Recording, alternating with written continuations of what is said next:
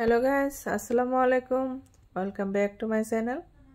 Guys, আশা করি আপনারা যে যেখানে আছেন খুব ভালো আছেন। আপনাদের সাথে আমিও খুব ভালো আছি। তো গাইস, আজকে তৈরি করব পায়েস। খুব স্বাদের একটা রেসিপি। তো গাইস, দেখেই বুঝতে পারছেন খুব টেস্টি পায়েস তৈরি করব। তো চলুন গাইস, শুরু করি আজকে রেসিপি। বিসমিল্লাহির রহমানির রহিম। এখানে নিয়ে নিয়েছি 50 গ্রাম ভোগ চাল। চালটা পরিষ্কার করে ধুইয়ে বাটিতে তুলে রাখছি। তো এখন এই চালগুলো বড় একটা বাটিতে ঢেলে নিব।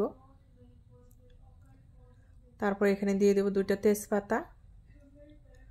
1 চামচ ঘি দিয়ে চালটা খুব ভালো করে মাখায় নেব।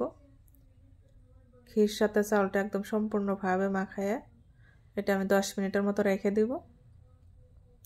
তো গ্যাস, ঘি দিয়ে চালটা মাখায় নিলে পায়েসটা রান্না করতে খুব সুবিধা হয়।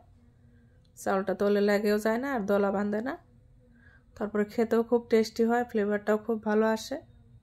তো গ্যাস, হয়ে গেছে ঘি দিয়ে মাখানো চালটা। এখন এইদিকে আমি গ্যাসে একটা কড়াই বসাই দিয়েছিলাম। তারপরে এখানে দিয়ে দিলাম 1 কেজি দুধ। ফুল ফ্যাট দুধটা দিয়ে দিচ্ছি। তো গ্যাস, এখানে আমার গরুর দুধ নাই, তাই আমি প্যাকেটের দুধটাই ইউজ করছি।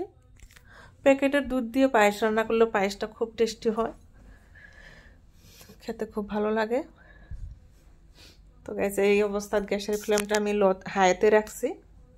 যখন দুধটা গরম হয়ে যাবে তখন আমি গ্যাসের ফ্লেমটা মিডিয়াম টু লোতে রাখবো। তো দুধটা আমি অনবরত এইভাবে লাড়তে থাকবো। তো গ্যাস, আপনাদের হাতের কাছে গরুর দুধ থাকলে গরুর দুধ দিয়ে পায়েস তৈরি করতে পারেন। গরুর দুধ দিয়ে পায়েস তৈরি করলে ওটা আরও বেশি টেস্টি হয়। তো আমার হাতের কাছে দুধ নাই, তাই আমি প্যাকেটের দুধটা ইউজ করলাম। তো গ্যাস, দুধটা গরম হয়ে গেছে। এখন এখান থেকে আমি 3 চামচ দুধ তুলে নিব। তারপর এখানে দিয়ে দিলাম 100 গ্রাম মিল্ক পাউডার। মিল্ক পাউডারটা দিয়ে খুব ভালো করে একটা মিক্সার তৈরি করে নিলাম। হয়ে গেছে মিক্সারটা তৈরি করা। যখন আমি পায়েস রান্না করব তখন এই পাউডারের মিক্সারটা ইউজ করব। তো গ্যাস, এই অবস্থায় গ্যাসের ফ্লেমটা আমি একদম লোতে রাখছি আর এইভাবে অনবরত নাড়তে থাকবো। তো গ্যাস, দেখেন দুধটা অনেকটা কমে গেছে, খুব সুন্দর ভারী হয়ে গেছে। এই দেখেন। তো আরও 2-3 মিনিটের মতো রান্না করে নিব।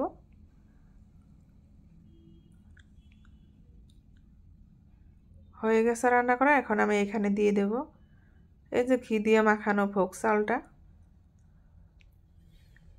দেখেন গাইস, দুধটা কত সুন্দর ভারী হয়ে গেছে।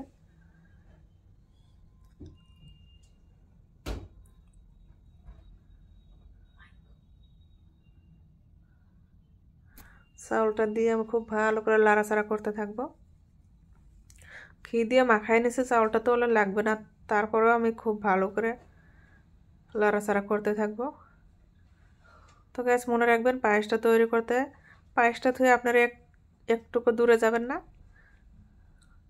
কারণ পায়েসটা অনবরত লাড়তে থাকা লাগবে। তো গ্যাস, মনে রাখবেন পুরো পায়েসটা রান্না করতে গ্যাসের ফ্লেমটা মিডিয়াম টু লোতে রাখবেন আর এইভাবে লাহে লাহে অনবরত নাড়তে থাকবেন। তো গ্যাসের ফ্লেমটা লোতে রেখে আমি এইদিকে কাজু বাদাম, কিশমিশ এগুলো হালকা ফ্রাই করে নিব। তো গ্যাস, এগুলো ফ্রাই করার ভিডিওটা আপনাদেরকে দেখাতে পারিনি, ভিডিওটা স্কিপ হয়ে গেছে। তো গ্যাস, এই দেখেন দুধটা অনেকটা কমে গেছে আর চালটা লাহে লাহে সিদ্ধ হয়ে ফুলে উঠছে। তো আমার পায়েস রান্না প্রায় 60% হয়ে গেছে। এইভাবে লাড়তেই থাকবো। দেখেন গাইস, পায়েসের কালারটা কত সুন্দর হয়ে গেছে।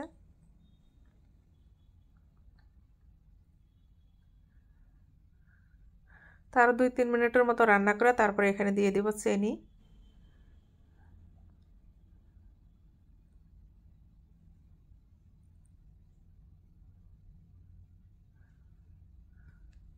তো হয়ে গেছে রান্না করা। এখন এখানে আমি চিনি দেব না গ্যাস, এখানে দিয়ে দেব মিশ্রি। তো এখানে আমি 100 গ্রাম মিশ্রি নিয়ে নিছি। দেখেন মিশ্রির কালারটা কত সুন্দর। তো 50 গ্রাম চাউলে আমি 100 গ্রাম মিশ্রি ইউজ করব। আপনারা এর থেকে একটু বেশি ইউজ করতে পারেন, কমও ইউজ করতে পারেন, আপনাদের ইচ্ছা। তো গ্যাস, এখানে চিনিও দিতে পারেন। মিশ্রি না দিয়ে চিনিও দিতে পারেন। আমি এখানে চিনি দেই নাই, মিশ্রি দিয়ে দিচ্ছি। তো মিশ্রিটা দিয়ে পায়েসটা একটু লাড়াচাড়া করে নিব। মিশ্রিটা দিয়ে দেওয়ার পরে পায়েসটা একটু পাতলা হবে, তার একটু জাল করে নিলে এটা লাহলে ভারী হয়ে যাবে।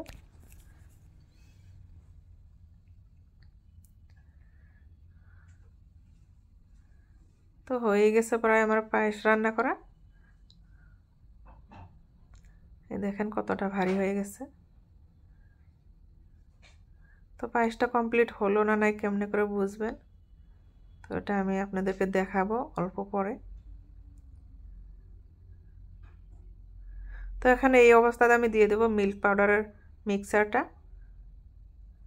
এই মিক্সারটা দিয়ে দেওয়ার পরে পায়েসটা আরও একটু ভারী হয়ে যাবে, কালারটা দেখতে খুব সুন্দর হবে আর খেতেও খুব টেস্টি হবে। তো গাইস মনে রাখবেন পায়েস রান্না করতে মিল্ক পাউডার ইউজ করবেন। মিল্ক পাউডারটা ইউজ করলে পায়েসটার স্বাদ দ্বিগুণ হয়ে যায়, খুব টেস্টি হয়ে যায়। তো গাইস হয়ে গেছে আমার পায়েস রান্না করা। এখন আপনাদেরকে দেখাবো পায়েসটা সিদ্ধ হয়েছে না নাই, পায়েসটা কমপ্লিট হলো না নাই।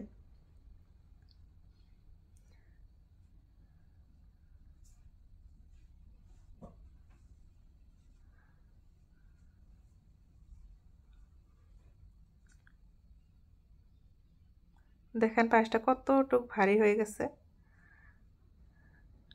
একদম কমপ্লিট হয়ে গেছে পায়েসটা রান্না করা।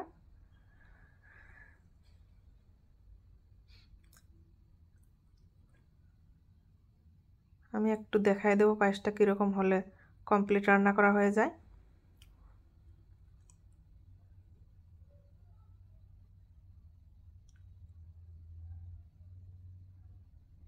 এই দেখেন গ্যাস, এখান থেকে একটা চাউল টিপা দিয়ে দেখা দিচ্ছে, এই দেখেন সম্পূর্ণভাবে সিদ্ধ হয়ে গেছে, একটু মাঝের অংশটা একটু শক্ত হয়ে আছে। তো এই অবস্থাতে আমি পায়েসটা নামাই নেব, এর থেকে বেশি রান্না করব না। চাউলটা এর থেকে বেশি সিদ্ধ হয়ে গেলে পায়েসের টেস্টটা একদম নষ্ট হয়ে যাবে, খেতে একদম ভালো লাগবে না, ওভার কুক হয়ে যাবে। তো গাইস আমার পায়েস রান্না হয়ে গেছে, এখন এখানে দিয়ে দিলাম কাজু বাদাম কিশমিশ। তো এখানে আমি আরও একটা কথা বলবো, আপনারা মনে রাখবেন পায়েস হোক বা সেমাই রান্না করার ফার্স্ট টাইমে কিশমিশটা দিবেন না, রান্না হয়ে যাওয়ার পরে দিয়ে দিবেন, নয়তো কিশমিশটা আগে দিয়ে দিলে দুধটা ফেটে যায়। পায়েসটা রান্না করা কমপ্লিট হয়ে যাওয়ার পরে কিশমিশ বাদামটা দিয়ে দিলে দেখতেও খুব ভালো দেখা যায়, খেতেও টেস্টি হয় আর দুধটা ফাটার কোনো ভয় থাকে না। তো গাইস দেখেন তো আমার পায়েসটা কীরকম লাগছে। আমার পায়েস রান্নার রেসিপিটা আপনাদের কীরকম লাগলো কমেন্টে জানাবেন। যদি আমার এই রেসিপিটা আপনাদের একটু ভালো লেগে থাকে অবশ্যই আপনারা আমার চ্যানেলটাকে সাবস্ক্রাইব করবেন, লাইক কমেন্ট শেয়ার করবেন। আর আপনারা যারা আমার ফেসবুক পেজ থেকে দেখছেন তারা আমার ফেসবুক পেজটা ফলো করবেন প্লিজ। আর আমার ইনস্টাগ্রামের লিঙ্কটা দেওয়া আছে, লিঙ্কটাও ফলো করবেন প্লিজ। তো আমার রেসিপি এখানে কমপ্লিট, আজকের জন্য বিদায় নিচ্ছি, দেখা হচ্ছে আগামী ভিডিওতে। আসসালামু আলাইকুম গাইস, খোদা হাফিজ।